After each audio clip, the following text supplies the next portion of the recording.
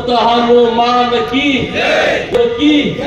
गो माता की भारत माता की इथे ज्यांनी 2 वेळा सलग जिल्ह्याचा अध्यक्ष म्हणून काम केलं असे पृथ्वीराज बाबा देशमुख भारतीय जनता पार्टीच्या विचारानं प्रभावित झालेले आणि ज्यांच्या प्रवेशामुळे महाराष्ट्रामध्ये चर्चा झाली असे माननीय शरद भाऊ कर्ण दानशूर आहे हे आपण ऐकलं होतं, वाचलं आहे, परंतु सर्जेराव अण्णा जास्त दानशूर आहेत असं सातत्यानं आपल्या सर्वांच्या निदर्शनास येत आहे असे माननीय सर्जेराव अण्णा त्यांच्या सुनबाई ज्या नगराध्यक्ष पदाच्या उमेदवार आहेत त्या सोनालीताई नलावडे,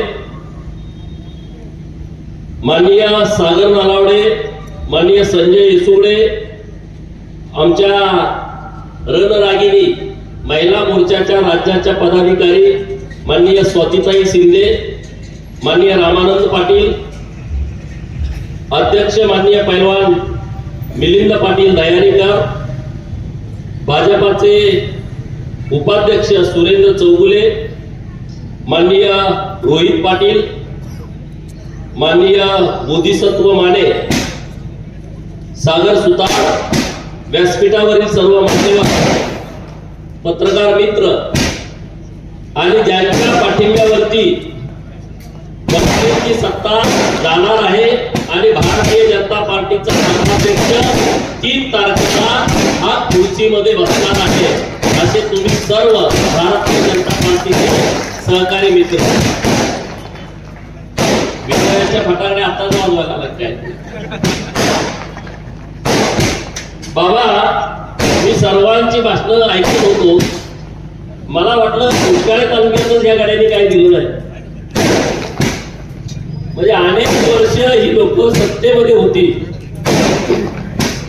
99 ते 2014 सरकारमध्ये पलूस कडेगाव, बाजूचा आत्ताचा ईश्वरपूर, पूर्वीचा इस्लामपूर, इकडचा तासगाव 15 वर्ष सलग सत्तेत राहिली आणि अत्यंत महत्वाची खाती यांच्याकडे, अत्यंत महत्वाची खाती म्हणजे राज्य यांनी चालवलं म्हटलं तर वावगं ठरणार नाही अशी महत्वाची खाती ज्या लोकांच्या ताब्यात होती त्या पलूसमध्ये गटार झालं नाही, त्या पलूसमध्ये रस्ता नाही, त्या पलूसमध्ये 5 किलोमीटर वरती कृष्णा नदी वाहते आणि महिन्यानंतर पाणी येत आहे असं मी ऐकलं. मी खरं डोक्याला हात लावतो, अरे बाबा मग तुम्ही नेमकं केलं काय नेमकं केलं? दुष्काळी तालुक्याला तर तुम्ही काही दिलंच नाही, पण ज्या नदीकाठचा भाग आहे तिथल्या उमेदवारांच्या पासून सगळ्या नेत्यांची भाषणं मी ऐकलोय की पलूस मध्ये विकास करायचा आहे. अरे मग तुम्ही केलं काय? कुठे गेले ते पैसे? जिल्हा नियोजनचा निधी गेला कुठं? का कॉन्ट्रॅक्टरच्या घरात गेला? नुसतं कॉन्ट्रॅक्टरचं कल्याण केलेलं नाही दिसतंय. इथल्या जनतेचा विकास करण्यामध्ये हे अपयशी ठरलेले आहेत लोक. आणि ज्यांच्याकडे 15 वर्ष मंत्रीपद होती तेव्हा यांना या शहराचा विकास करता आला नाही. आज तर त्यांच्याकडे काहीच नाही, मग ते तुमचा विकास करणार कसा? विकास नाही करू शकत, साधा आमदार विकास करू शकत नाही. कारण विकास तुमच्याकडे निधी यायला एक तर तुमचं सरकार पाहिजे, तुमचा मुख्यमंत्री पाहिजे, तुमचा जिल्ह्याचा पालकमंत्री पाहिजे, नगर परिषदेला निधी दोन्ही मार्गाने येऊ शकतो. एक वैशिष्ट्यपूर्ण योजना नगरोत्थान मधून नसेल तर जिल्हा नियोजन मधून. तिकडं मुख्यमंत्री देवाभाऊ आहे भारतीय जनता पार्टी, इकडं पालकमंत्री चंद्रकांत दादा आहे भारतीय जनता पार्टी. आणि मग विकास तुमची त्या विरोध लोकांना तुम्ही मतं देऊन कशाला वाया घालवताय? बिहार मधला निकाल तुम्ही बघितला का? ऐकला का नाही? बिहार मध्ये काय झालंय? जो पॅनेल तुमच्या समोर लागलाय काँग्रेसचा, त्यांचे एकूण 4 आमदार निवडून आले. किती? 4. रिक्षामध्ये पुढं एक जण मागं तीन एवढेच. काय करणार सांगा ना ही लोक. अरे काँग्रेसला मतदान करणं म्हणजे 12 माणसाच्या बिन पाण्याच्या विहिरीत स्वतःहून उडी मारणं आणि हातपाय मोडून घेणं असा प्रकार आहे. कशा त्या लोकांच्या नादाला लागतंय? काही उपयोग नाही, ते काही करू शकत नाहीत. अरे या शहरामध्ये जर तुम्हाला बदल घडवायचा असेल तर भारतीय जनता पार्टीच्या पाठीशी तुम्ही ठामपणे उभं राहायला पाहिजे. भारतीय जनता पार्टीच्या पाठीशी तुम्ही का ठामपणे उभं राहावं? 2014ला केंद्रामध्ये नरेंद्र मोदी साहेबांसारखा एक विकास पुरुष, एक लोह पुरुष, राष्ट्राचं हित बघणारा, राष्ट्र प्रथम म्हणणारा, राष्ट्रासाठी वाटतं ते करायची तयारी असणारा पंतप्रधान या देशाला लाभलाय. मित्रांनो, 2014 पासून 2025 पर्यंत एक पण सुट्टी न घेतलेला पंतप्रधान तुम्हाला भेटलाय. सगळे त्यांचे पेजेस चेक करा. 2014 पासून ते कुठं फिरायला गेले नाही, ते कुठं सुट्टी घेतली नाही, आजारपण आहे म्हणून 2-4 दिवस कुठं ते कार्यक्रमात नाहीत असं दिसलं नाही. मित्रांनो, पूर्ण वेळ देशासाठी काम करणारा पंतप्रधान आपल्याला भारतीय जनता पार्टीच्या माध्यमातून मिळाला आहे. राज्यामध्ये 2014ला देवेंद्र फडणवीस नावाचा एक निष्कलंक, चारित्र्य संपन्न, धुतल्या तांदळासारखा आणि महाराष्ट्रासाठी विजन असणारा नेता मुख्यमंत्री म्हणून लावला आहे. आणि याचा फायदा जर घ्यायचा असेल तर पलूस मधल्या जनतेने 2 तारखेला कमळ चिन्ह समोरचं बटन दाबावं आणि आमच्या सोनाली ताईंना आणि त्यांच्या सर्व सहकाऱ्यांना नगरसेवक म्हणून या नगर परिषदेमध्ये बसवावं. मित्रांनो, बाबा काय म्हणले की विकास आराखडा तयार केलाय आणि तो विकास आराखडा अन्याय करणार आहे. अरे मग तो विकास आराखडा आहे की बकास आराखडा आहे? गोरगरिबांच्या घरावरती गाढवाचे नांगर फिरवता का तुम्ही? सत्ता तुमच्या ताब्यात आली म्हणून तुम्ही काही करता का? तुम्ही भारतीय जनता पार्टीचा नगराध्यक्ष निवडून द्या. ज्या 17 नगरसेवकांनी या पलूस शहरातल्या गरीब लोकांच्या किंवा विरोध पार्टीचा आहे म्हणून त्याच्या जागेवरती आरक्षण टाकलंय, पहिल्यांदा त्या 17 जणांच्या प्लॉट वरती आरक्षण टाकून द्यायची व्यवस्था गोपीचंद पळकर करून देईल. बरोबर ना? 21 होते ना मागच्या आता गडी आपल्या येणार ना. मागच्या 17 जणांच्या अरे सत्ता मिळाली. छत्रपती शिवाजी महाराजांच्या राज्यामध्ये आपण राहतो. छत्रपती शिवाजी महाराज काय म्हणत होते? शेतकऱ्याच्या भाजीच्या देठाला जरी हात लावाल तर तुमचे हात कलम केले जातील. किती काळजी आहे बघा. शेतकऱ्याच्या भाजीच्या देठाला जरी हात लावला तर तुमचे हात कलम करून टाकेल. तुम्ही अख्खं राहणं सगळी आरक्षित करताय, मग तुमचं काय कलम केलं पाहिजे? हा, महाराज असते तर काय केलं असतं तुमचं? अरे सत्ता तुमच्याकडे येते जाते. सत्ता आल्याच्या नंतर असं अकसबुद्धीनं वागायचं नसतं. ठीक आहे, 7% आमच्यावर टाका ना, आमची सत्ता नाही. 40% तर तुमच्याकडे ते टाकायला पाहिजे ना. तर म्हणायचं तुम्ही विकास आराखडा करायला लागलाय. एका गावाची बोंब नाही. आटपाडीतून असंच घडलंय. आटपाडीत तर 46 आरक्षण विरोध पार्टीची, ते म्हणजे कुणाची? भाजपची. अरे आमचा नेता मुख्यमंत्री असताना तुम्ही आमच्या कार्यकर्त्यांच्या प्लॉटवरती आरक्षण टाकता, आम्ही कसं काय गप्प बसू? आम्ही गप्प बसणार नाही. आणि म्हणून हा विकास आराखडा 100% बदलला जाईल. जो वायनरी साठीचा प्लॉट 150 एकराचा आहे, जो वायनरी झोन होता, वायनरी पार्क होता, परत बदलून तो फूड पार्क केला आणि आता तो सर्वसाधारण MIDC मधल्या उद्योजकांना उपलब्ध झाला पाहिजे. त्यासाठी माननीय देवेंद्र फडणवीस साहेबांच्याकडं आणि उदय सामंत साहेबांच्याकडं मी आणि पृथ्वीराज बाबा 2 तारखेनंतर म्हणजे आता 8 तारखेला समजा, 2 तारखेनंतर तुम्ही आता जिंकल्यानंतर 2-4 दिवस तुमचे इकडं जातील, तर 8 तारखेला अधिवेशन नागपूरला सुरू होत आहे. मी तुम्हाला विश्वासानं सांगतो, शरद भाऊ, पृथ्वीराज बाबा आणि मी 3 जण आम्ही उदय सामंत साहेबांच्याकडे जातो, मुख्यमंत्री महोदयांच्याकडे जातो आणि हे जे वायनरी पार्क जे आहे ते सर्वसाधारण MIDCतल्या उद्योजकांना उपलब्ध होण्याच्या दृष्टिकोनातून आम्ही या अधिवेशनाच्या काळामध्ये पाठपुरावा करतो आणि निर्णय घेण्यासाठी विनंती करतो. आणि बाबाजी मग ती कोरियन बाबा फार हुशार माणूस आहे. बघा ही लाईट लावली तर कुठं तर वायर जोडलेली आहे, तिकडं पिन जोडल्या तर लाईट लागत्या. बाबा बिन सॉकेटची लाईट लावते कुठं पण, डायरेक्ट उजेडच दिसणार तुम्हाला. कुठं तार घातली, कुठं जुळवली, काय केलं, निगेटिव्ह कुठं आहे, पॉझिटिव्ह काय लागत नाही बाबाला. बाबा असा माणूस आहे. त्यामुळं बाबाच्या वाटेला कुणी जाऊ नये. बाबाने आता काय सांगितलं की आम्ही कुणाच्या नादाला लागत नाही, आम्ही जर गोड बोली कापड काढून देतो, कापड काढून घेतो म्हणते बाबा, आणि घेतोय बरं का. बाबा माणूस एकदम हुशार आहे. आता पाहुणा त्याने एकदम जबरदस्त केलाय, त्यामुळे आता युवाईत असा भेटलाय बाबाला. कुठल्या आमदाराला फंड मिळाला नाही, बाबालाच फंड मिळाला सार्वजनिक बांधकाम खात्याचा. बरोबर ना बाबा? किती? 22 कोटी. 22 कोटी.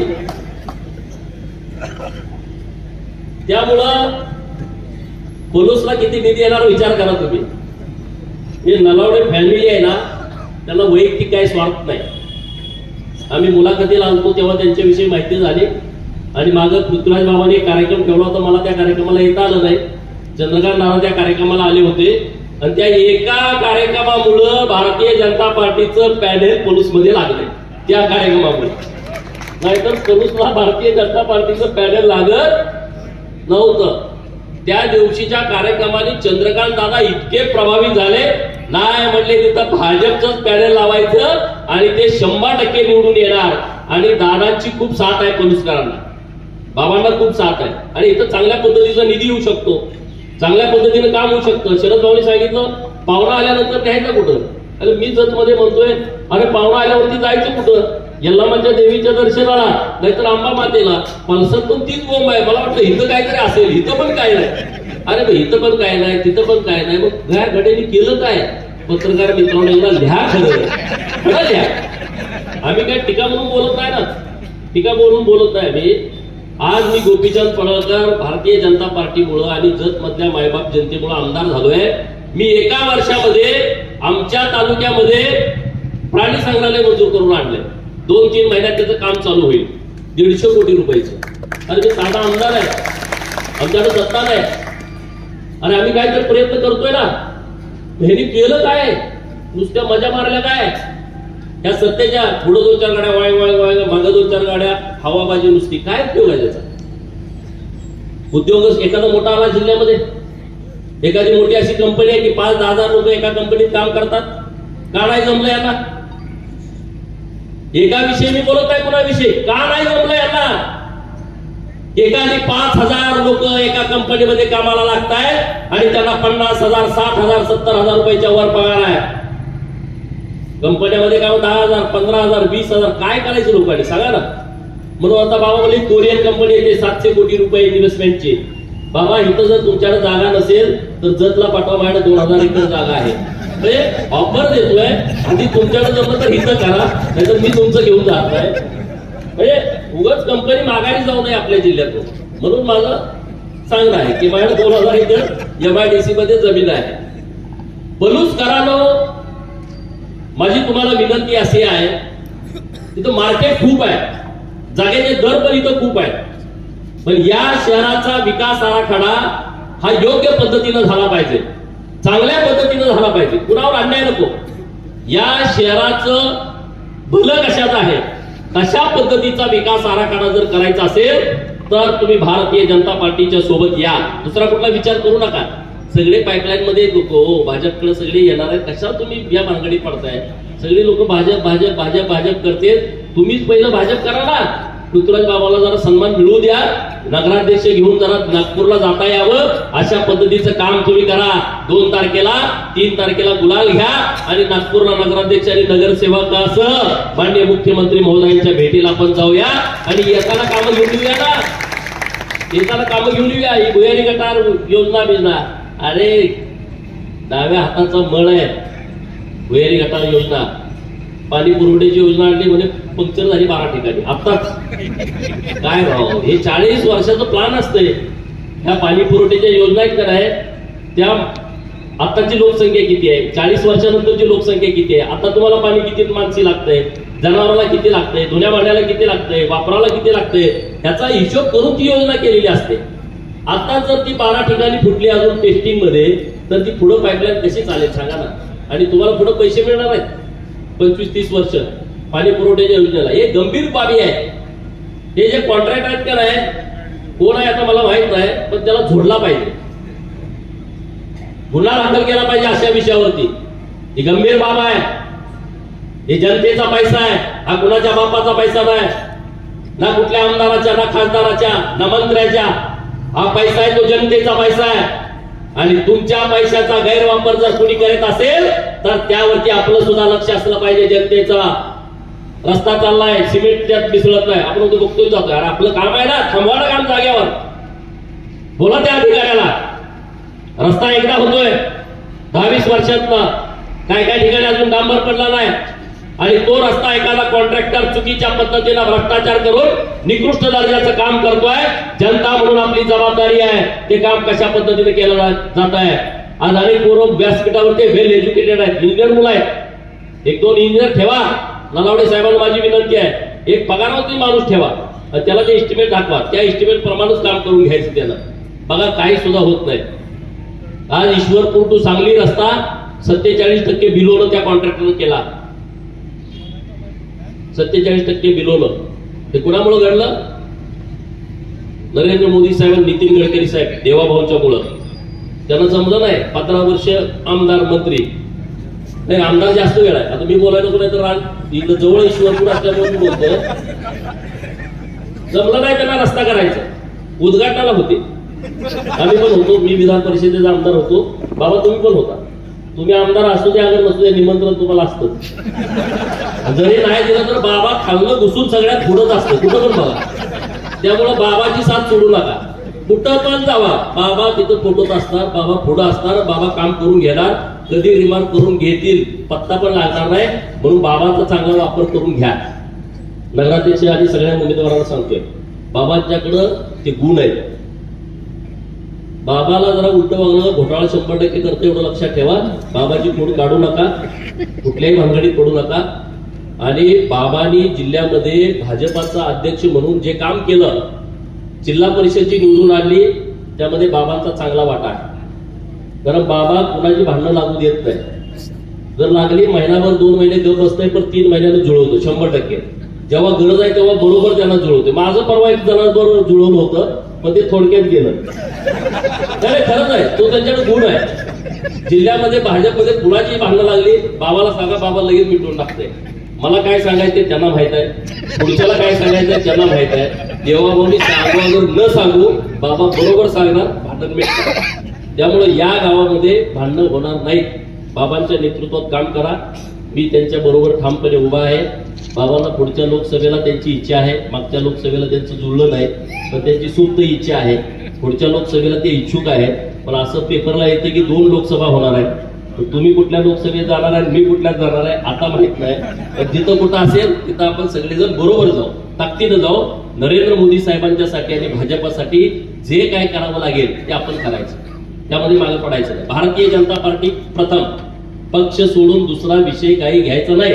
कारण आपल्या जिल्ह्यामध्ये जे डेव्हलपमेंट झालंय ते भारतीय जनता पार्टीमुळे झालंय. दुसरा कुठलाही पर्याय नाही. दुसऱ्याने काही केलंच नाही हो. बोंबाबोंब सगळी झाली, योजनांची बोंबाबोंब झाली, रस्त्यांची बोंबाबोंब झाली. हे रस्ते कधी झाले आता? हे रस्ते नरेंद्र मोदी साहेब झाल्याच्या नंतर हे रस्ते झाले.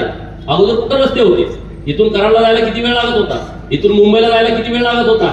मुंबईतनं पुण्यातला, मुंबई टू पुणे जो एक्सप्रेस वे आहे तो 95 ते 99च्या काळात झाला, तेव्हा बाबा आमदार होते. आज लाखो लोक त्या रस्त्यावरून जातात, हायवेवरनं. एखादं काम पवारांनी सांगावं, त्यांच्या नेतृत्वात या महाराष्ट्रात झालंय, रोज लाखो लोकांना फायदा होतोय. देवाभाऊ मुख्यमंत्री झाले, नागपूर टू मुंबई समृद्धी महामार्ग झाला. 18 तास वेळ लागत होता, 8 तासात आपण पोहोचतोय. आता त्यांनी दुसरा मार्ग घोषित केलाय, शक्तीपीठ मार्ग, नागपूर टू रत्नागिरी आणि इकडून गोवा टू मुंबई. त्रिकोण तयार करायला लागेल महाराष्ट्रामध्ये रस्त्याचा. हा विकासाचा त्रिकोण आहे, विकासाचा. गावगाड्यामध्ये जेव्हा एक्सप्रेस हायवे होता तेव्हा तिथल्या जमिनींना मार्केट येत आहे. मी आज जतला 2000 एकरामध्ये MIDC मंजूर करून आणली आहे, पण उद्योजक यायला तयार नाही. का? जाहिरात दिली, पास्तूर जाहिरात दिली, 3च फक्त उद्योजकांनी तिथं अर्ज केला, ते पण लोकलचे होते. मग मी विचार केला मोठे उद्योजक का नाही आले? ते म्हणतायत की इथून JNPT जायला 7 तास लागतायत, लांब आहे, आणि त्यामुळे उद्योजक मोठे येत नाहीत. हे जोपर्यंत त्रिकोण होत नाहीत विकासाचे, आणि काँग्रेसवाले विरोध करते, महामार्ग करू नका, महामार्ग करू नका. अरे मग कसं होणार? रस्ता झाला नाही तर विकास होणार नाही. ह्या सगळ्या गोष्टी आपण नीट समजून घेतलं पाहिजे. काँग्रेसवाले म्हणजे मी जास्त बोलत नाही, पण ते उपयोगाचं नाही का? लोकांचं हित अजिबात नाही, या लोकांकडे विजन नाही, दूरदृष्टी नाही, कशा पद्धतीनं काम करावं ह्याला कळत नाही. आज काँग्रेसवाल्यांनी इथं पॅनल लावलाय. मी जत नगर परिषदेमध्ये वर्षभर बाबा काम करतोय. सगळ्यात मोठी अडचण आता जत मध्ये आहे, सरकारी जागा शिल्लक नाही. अडचण आहे मोठी. एखादा प्रोजेक्ट करायचा म्हटलं तर जागा नाही. आता एक तर लाईटच नाही तुमच्या इथं. मेन पेठ इथं अंधार आहे, आता ही उजेड दिसतोय म्हणून. मेन पेठ तुमच्या शहराची. मग आता गाव बाजूच्या परिसरात काय परिस्थिती असेल?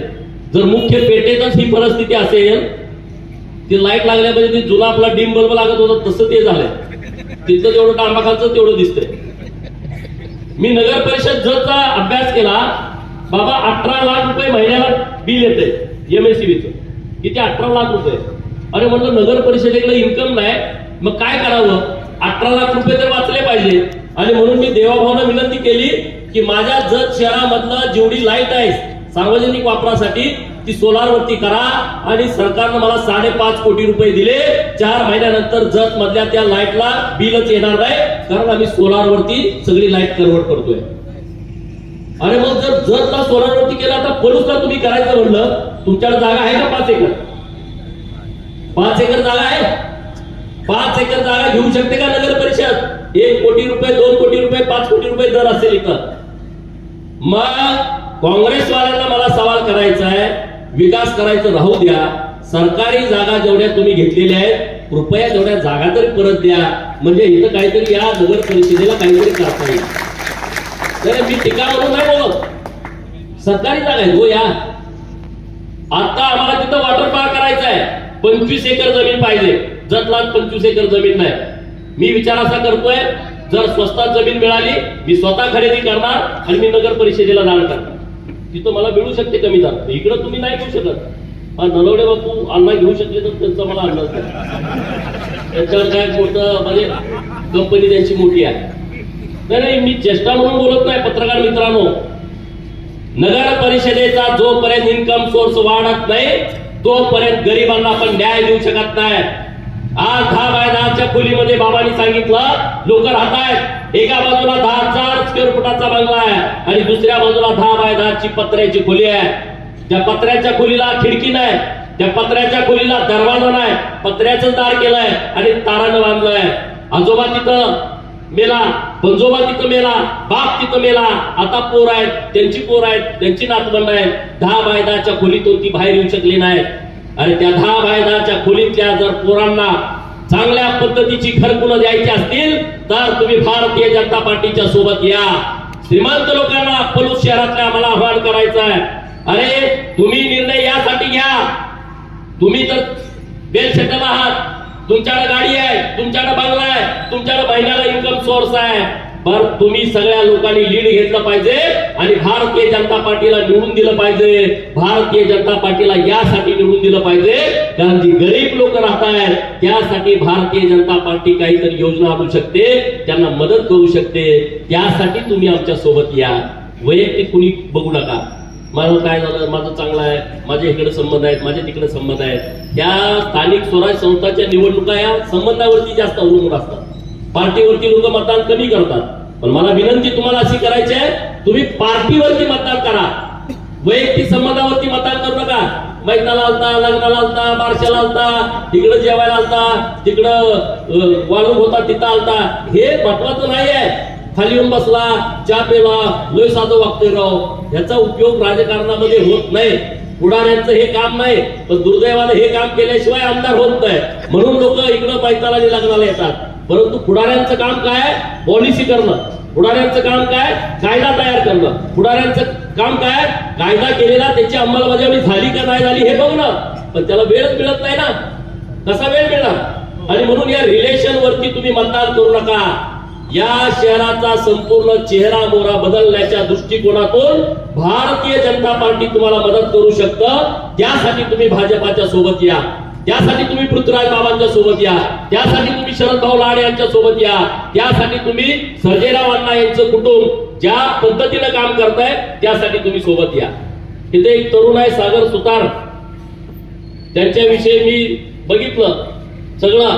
अरे एक अल्पसंख्याक पोरगा, सुतार समाजातला पोरगा. मला खूप आनंद झाला या गोष्टीचा. कारण राजकारणामध्ये तुम्ही बघताय तिकीट देताना पण बघितलं जातं भावकी आहे का, जात कुठली आहे, त्याच्याकडे पैसे आहेत का. एक पोरगा लढतोय पलूस शहरासाठी, प्रत्येक गोष्टीचं आंदोलन करतोय. मी बघितलं त्यांनी किती आंदोलन केलेले आहेत. अशा पोराच्या पाठीमागे तुम्ही ताकदीनं उभा राहायला पाहिजे. अशा पोराला तुम्ही निवडून आणलं पाहिजे की ज्यांच्यामध्ये हिंमत आहे. विरोध करायचं एवढं सोपं काम नसतं, त्याला दम असावा लागतो. विरोध करायचं येड्या गाबाळ्याचं काम नसतं. अशी पोरं त्यांच्या बरोबर दुसरे सागर पाटील आणि दोघं, अरे ज्या ताकदीनं लढतात या शहरामध्ये. आपली जबाबदारी आहे लोकांची इथल्या. अरे हे पहिलं आहे ते सोडून द्या ना, जुनं फेकून द्या बाजूला. या प्रस्थापित व्यवस्थेला विरोध करा आणि जे व्यवस्था नवीन लोकांना जागृत करते आहे, तुमच्यासाठी लढते आहे, तुमच्यासाठी रस्त्यावरती उतरते, तुमच्यासाठी आंदोलन करते, अशा तरण्या बाळ पोरांना नगर परिषदेमध्ये पाठवा ना, ज्यांना अभ्यास आहे. आणि तिकडे कुठं कुठं गेले पत्र लिहिलेत मी बघितलं. यामध्ये फार दिल्लीपर्यंत पत्र पाठवतेत पोरं. दिल्लीपर्यंत सगळी माहिती मागवते, पत्र पाठवते. या सगळ्या पुस्तकामध्ये त्यांनी छापलाय. अरे असे तरुण चेहरे जर आपल्या निवडणुकीमध्ये उभा असतील तर आपण पूर्ण शक्तीनिशी या लोकांच्या सोबत जाण्याची आवश्यकता आहे. एक विषय झाला, आमच्या जतची लोक इथं राहायला आहेत 9 नंबर वार्डामध्ये, आणि त्यांना कुणीतरी दाब दिला सकाळी जाऊन की गोपीचंद पळकरच्या सभेला जायचं नाही. आणि त्यांनी बाईट दिली आमच्या सोनाली ताईच्या बाजूनं, त्यांना धमकी दिली. धमकी देणाऱ्या नो, आणि ती जतची लोक आहेत, माझ्या मतदारसंघाचे लोक आहेत. कशाला तुम्ही त्यांच्या नादाला लागताय? तुम्ही असले उद्योग करू नका. ती लोक जरी इथं आली असतील कामाच्या निमित्तानं, ते इथले मतदार आहेत आणि त्यांना धमक्या द्यायच्या भानगडीमध्ये तुम्ही अजिबात पडता कामा नये. नाहीतर बाबांनी सांगितलंय तुमची कपडं काढून घेणार, त्याला परत मी जबाबदार नाही. डॉक्टर बाबासाहेब आंबेडकर साहेबांचा पुतळा आहे इथं, आणि तिथं स्मारक व्हावं अशी बोधिसत्वनं इथं भूमिका मांडली आहे. तर त्या भूमिकेला आमचा पाठिंबा आहे. छत्रपती शिवाजी महाराजांचं भव्य दिव्य स्मारक पलूसमध्ये झालं पाहिजे. चौकामध्ये छत्रपती शिवाजी महाराजांचा पुतळा आहे, त्या ठिकाणी झालं पाहिजे असंही मी इथं ऐकलं. तर त्या स्मारकासाठी आमचा पाठिंबा आहे. आणि ही नगर परिषद निवडून आल्याच्या नंतर छत्रपती शिवाजी महाराजांचं भव्य दिव्य स्मारक करणं, डॉक्टर बाबासाहेब आंबेडकर साहेबांचं भव्य दिव्य स्मारक करणं, पुण्यश्लोक अहिल्यादेवी होळकर यांच्या नावानं व्यापारी संकुल उभा करणं, या गोष्टीला आमची प्राथमिकता आहे आणि आम्ही ते नक्की करू. त्यामध्ये कुठलीही कसली अडचण येणार नाही. आज जिल्ह्यामध्ये ह्या प्रस्थापित पुढाऱ्यांची काय अवस्था झाली तुम्ही बघताय. मी आज पोलिसला आहे, इथले आमदार जत नाही प्रचाराला. त्यांचा मावस भावाचा तिथं पॅनल आहे, मावस भावाचा पोरगा उभा आहे, तो निवडून येतो का नाही अशा परिस्थितीत आहे. नगरसेवक पदाला तिकडचा गडी कुठं अजून बाहेरच पडला नाही. ईश्वरपूरवाला ते म्हणत आघाडी करायची, आघाडी करायची, आघाडी करायची आहे. अरे ह्यांची आघाडीच कसली आहे कळला. जो म्हणतोय आघाडी करायची आहे, आणि विश्वजित कदम आणि विशाल पाटलांनी प्रस्ताव दिलाय भाजपला, आम्ही आता तुमच्या सोबत येतो. ही असली आघाडी. हा ती आघाडी कुठे गेली कळलंच नाही. अरे ह्यांचं पॅनलच बाहेर नाही. ईश्वर वाल्याचं मतदारसंघ सोडून बाहेर पॅनलच नाही. पत्रकार तुम्ही राज्याला नेता म्हणून मी म्हणलं होतं एक मोठं दिसतंय, दूध नाही, दहा देत नाही. मी रोज माहिती घेतोय, प्रत्येक घरात जाते, प्रत्येक घरात. बाबाला माहित आहे, बाबा त्यांचा जवळचा जीवाभावाचा सहकारी मित्र आहे. बाबाला सगळी अंडीपिल्ली माहित आहे. रोज घराघरात. अरे 40 वर्ष ज्या माणसाने सत्ता केली त्यांनी फक्त अर्ज भरायचा असतो नगराध्यक्षाचा आणि एक भाषण करायचं असतं शेवटच्या दिवशी, त्या आमच्या माणसाला निवडून द्या. काय परिस्थिती आहे दैनिक. कशामुळे झाली? आमच्यामुळे नाही. तुम्ही काम केलं नाही, तुम्ही लोकांना दिशा दिली नाही, तुम्ही इथल्या लोकांची नस ओळखली नाही. लोकांना पाहिजे काय, शहराला पाहिजे काय, शहराचा विकास म्हणजे काय, हे त्यांनी जाणलं नाही, तशा पद्धतीनं पाहिलं नाही, म्हणून आज यांची वाईट अवस्था झाली आहे. जतमध्ये मला विरोध करायचा म्हणून सगळ्यांची आलाय सालाय शेवटच्या दिवसापर्यंत मिटिंग 2-2 विश्वजित, विशाल, जयंतराव जिल्ह्यात कुठं जात नाही. ते पलसार आलेत का एकत्रित? नाही. ते कडेगावला आलेत का? नाही. ते तासगावला आलेत का? नाही. ते मिरजेला गेले का एकत्र? नाही. ते सांगलीत गेले का? नाही. शिराळ्यात गेले का? नाही. ईश्वरपूरला एकत्र गेले का? नाही. ते जात आहे कुठं? जत नाहीतर आटपाडी. अरे काय तिथं काय शत्रू राष्ट्र आहे तुमचं? काय तिथं सगळेच मिळून येत आहे, सगळेच मिळून येत आहे. अरे माझा आरेवाडी बिरो बसलाय, तू बरोबर सगळे फिल्डिंग लावतोय, सगळा यांचा इस्कूट झाला. काय नाही, जत मधनं तुतारीच गायब झाली, आता प्रचारच करायला येतं कोणाचं. काय करणार? शक्य नाही ना. ही अवस्था या लोकांची. त्यामुळं भारतीय जनता पार्टीच्या सोबत राहणं हे शहरासाठी चांगलं आहे. मग तुम्ही ठरवा गावातल्या लोकांची. दुसऱ्या पार्टीकडून निधी येणार नाही तुम्हाला, कुठून येणार? कोण आणणार? म्हणजे मी विरोध पार्टीला आमचं सरकार निधी देणार नाही असं म्हणत नाही, नाही तर बातम्या उलट्या लावत चाल. नाही, होत नाही ना, तसं शक्य नाही. या शहरामध्ये जर बाबांनी सांगितलं दरवर्षी 50 कोटी रुपयाचा निधी आम्ही देऊ, मी 100% सांगतो 50 कोटीचा निधी पलूसला मिळणार, कारण बाबा त्याशिवाय गप्प बसत नाही.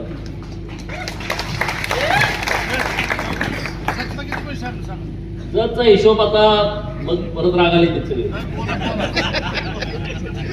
जतला बरेच पैसे आणले, पण तुम्ही आधी वाचत असाल प्रत्येक गोष्टीत जास्त पैसा जतला आणतोय म्हणजे आमचा बॅकलॉग आहे हो. सगळं ढापाढापी इकडंच झालंय. हिथं आलं तर हिथं गेलंय कुठं? मी तिकडं म्हणतोय या ईश्वरपूरवाल्याला दिलं नाही, पलूस कडेगाववाले त्यांनी दिलं नाही. आता इकडं आलो तर तुमची भाषा ऐकल्यानंतर माझं डोका सुन्न झालं. अरे गेलं कुठे पैसे? खाल्ले कोणी? ह्याच्यावर विचार करा. मी जिल्हा नियोजनला विधान परिषदेचा आमदार असल्यावरती एक पत्र दिलं होतं. माझं पत्र तिथं असेल की 1999 पासून 2014 पर्यंत जिल्हा नियोजननं किती पैसे खर्च केले आणि कुठं पैसे खर्च केले त्याची मला यादी द्या. बाबा अत्यंत गंभीर बाब आहे. जिल्हा नियोजनकडे यादी नाही. जिथं 700-800 कोटी रुपये खर्च होतात त्यांच्याकडे यादी नाही, कुठं पैसे दिले. अरे मग हे काय गोड बंगाल आहे? अरे आमच्या म्हसोबाची यात्रा 2000 साली झाली, वर्गणी कुणी कुणी दिली त्याची यादी आमच्याकडे आहे. बोकाडा कितीचं आणलं, मसाला कितीचा आणला, आचार्याला किती दिलं, मंडपवाल्याला किती दिलं याची यादी आहे. लिंब किती आणली, कांदा किती आणलं, बटाट सगळं असते. आणि ती गावात चौकात लावते बोर्डावरती. खर्च, वर्गणी आली किती, खर्च झाला किती, शिल्लक किती, सगळ्या यादी आहेत जुन्या. यांच्याकडे यादी नाही. अतिशय गंभीर बाब आहे, अतिशय गंभीर बाब आहे. ह्या लोकांनी फक्त ही सत्ता स्वतःसाठी वापरली आहे, जनतेसाठी वापरली नाही. एका संस्थेच्या 2 संस्था, 2 संस्थेच्या 4 संस्था, एका कारखान्याचा 2 कारखाना, 2 कारखान्याचे 4 कारखाने, याच्यासाठी हे वापरलंय. तुमच्या आमच्यासाठी वापरलं नाही मित्रांनो. हे नीटपणे तुम्ही समजून घ्या. म्हणून आमचा राग आहे, बाकी काय नाही. आमचं काही वैयक्तिक भांडण नाही, कुणाशी वैयक्तिक भांडण नाही. आणि त्यामुळं तुम्ही आम्ही सर्वांनी विचारपूर्वक भाजपाच्या सोबत जाण्याची आवश्यकता आहे. भाजप ही देशाची गरज आहे मित्रांनो. नरेंद्र मोदी साहेब जेव्हा जगामध्ये बाहेरच्या देशामध्ये जातात तेव्हा तुम्ही बघा आपला गडी सगळ्यात मध्यभागी असतो, पंतप्रधान. अगोदरचे फोटो काढून बघा सगळ्या पंतप्रधानाचे. आता ही व्यासपीठ आहे, पृथ्वीराज बाबा शरद भाऊ मध्ये आहे. का मध्ये? आपले नेते आहेत, बरोबर ना. त्यांची खुर्ची एका कडला आहे का? त्या कडला आहे का? नाही. त्यांची खुर्ची बरोबर मध्ये आहे, सेंटरला आहे. म्हणजे ते नेते आहेत, म्हणजे ते लीडर आहेत. नरेंद्र मोदी साहेबांचे सगळे दौरे 2014 पासूनचे बघा, आपला भादर सगळ्यात मध्ये आहे, बाकीची गडी कडली आहे. अमेरिकावाला कडली आहे, जपानवाला कडली आहे, इंग्लंडवाला कडली आहे, चीनवाला पण कडली आहे. हे साधं सोपं काम नाही. काँग्रेसवाल्यांवर जरा डोक्यात घ्या. हे काय तिथं भाजप नाही, तिथं काँग्रेस नाही, तिथं राष्ट्रवादी नाही, सगळं बाहेरचं सगळं चाललंय हो. बाहेरची लोक सुद्धा म्हणते नरेंद्र मोदी साहेबांना विचारून करा. युक्रेनचं रशियाचं युद्ध झालं, रशियाचा अध्यक्ष पण म्हणताय नरेंद्र मोदी साहेबांनी भूमिका घ्यावी. युक्रेनचा अध्यक्ष म्हणताय की नरेंद्र मोदी साहेबांनी भूमिका घ्यावी.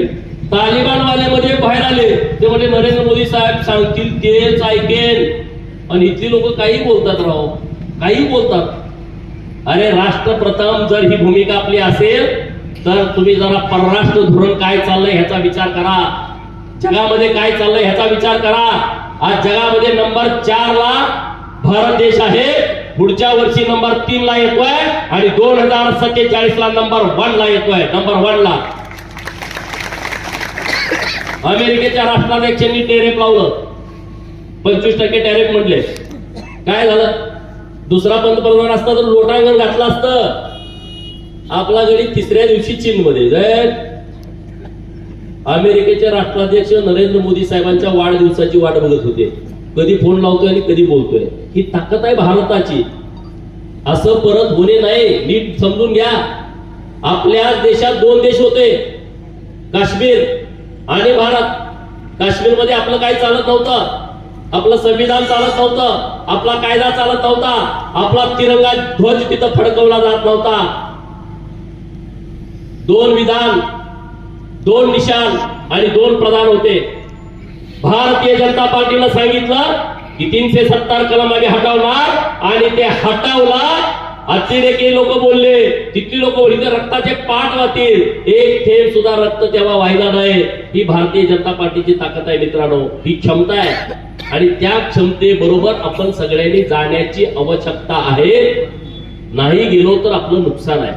आणि म्हणून पलूस मधल्या सर्व मायबाप जनतेला मी विनंती करतो, एक चांगलं कुटुंब राजकारणामध्ये पुढे येत आहे. ते काय राजकारणामध्ये पूर्वी नव्हते, बाबाने आता फोटो दाखवला. एक व्यावसायिक कुटुंब, स्वतःच्या पायावरती उभा राहिलेलं, स्वतःच्या हिमतीवरती उभा राहिलेलं हे नलावडे घराणं, हे जर आपल्या शहरासाठी चांगल्या भावनेनं पुढे आला असेल आणि शहराचा कायापालट करण्यासाठी स्वतः तन मन धनानं उतरण्याची हिंमत ठेवत असेल तर पलूस गावातल्या तमाम युवा मित्रांनी या गोष्टीचा विचार करण्याची आवश्यकता आहे.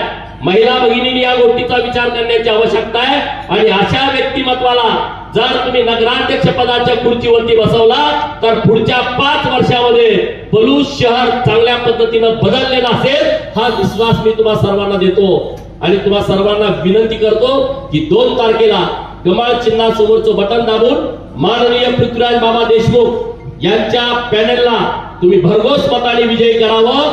आणि पृथ्वीराज बाबा जिथं मला म्हणतील इकडे चल, मी त्यांच्या सोबत पलूसचा विकास करण्यासाठी जिथं जिथं जावं लागेल तिथं जाऊ. देवेंद्र फडणवीस साहेब इतका ताकदवान माणूस आहे, इतका क्षमतावान माणूस आहे. आणि महाराष्ट्रामध्ये बदल जो आज घडतोय तो देवेंद्र फडणवीस साहेबांच्यामुळे घडतोय. देवेंद्र फडणवीस साहेबांची साथ माननीय पृथ्वीराज बाबांना आहे. आणि त्यामुळे या संधीचा फायदा तुम्ही 1,00,000% करून घ्या, एवढीच मी तुम्हाला कळकळीची विनंती करतो. आणि हे सगळे आमचे उमेदवार जे आहेत व्यासपीठावरचे, मला वाटतं एकच ज्येष्ठ नगरसेवक पदाचे उमेदवार आहेत, बाकीचे सगळे तरुण चेहरे आहेत, वेल एज्युकेटेड आहेत, शिकलाय सवरलेले आहेत. आणि त्यांना काहीतरी या गावासाठी करायची त्यांची भावना आहे. त्यांनी आता एका मित्राने सांगितलं की हे कॉन्ट्रॅक्टर होणार नाही. अतिशय महत्वाचा विषय आहे ना. लोकांना वाटतं नगरसेवक झाला म्हणजे कॉन्ट्रॅक्टर व्हायचं, कॉन्ट्रॅक्टर झाला का पैसे मिळतील. त्यांनी घोषणा करून टाकली की कोणीही काम करणार नाही, काम केला तर आम्ही त्याचा राजीनामा घेऊ. इतका मोठा निर्णय आहे तो. आणि मित्रांनो, म्हणून ही अशी सगळी तरुण पिढी आपल्या समोर येते, त्यांचा चांगला फायदा करून घ्या. आणि त्यांचा फायदा जर तुम्ही आता करून घेतला, 2 तारखेला त्यांना निवडून दिलं तर शहराचा नक्की फायदा केल्याशिवाय ही आमची तरुण मित्र मंडळी राहणार नाहीत. एवढंच या निमित्तानं बोलतो. आणि पृथ्वीराज बाबांना मी खूप खूप शुभेच्छा देतो. तुम्ही जे पॅनल उभं केलेलं आहे, नक्की हे पॅनल निवडून येणार आहे. आणि 3 तारखेला निवडून आल्याच्या नंतर आपण हे आपले सगळे गडी घेऊन नागपूरला नक्की जाऊ, देवाभाऊंच्या आशीर्वाद घेण्यासाठी, चंद्रकांत दादांचे आशीर्वाद घेण्यासाठी आणि आपल्या पलूसला काहीतरी त्यांनी द्यावं ही मागणी करण्यासाठी आम्ही नक्की जाऊ. एवढंच या निमित्तानं बोलतो आणि थांबतो. जय हिंद, जय महाराष्ट्र. धन्यवाद. आमदार कार्यक्रमाच्या आधारासाठी संजय भाऊ इसुगडे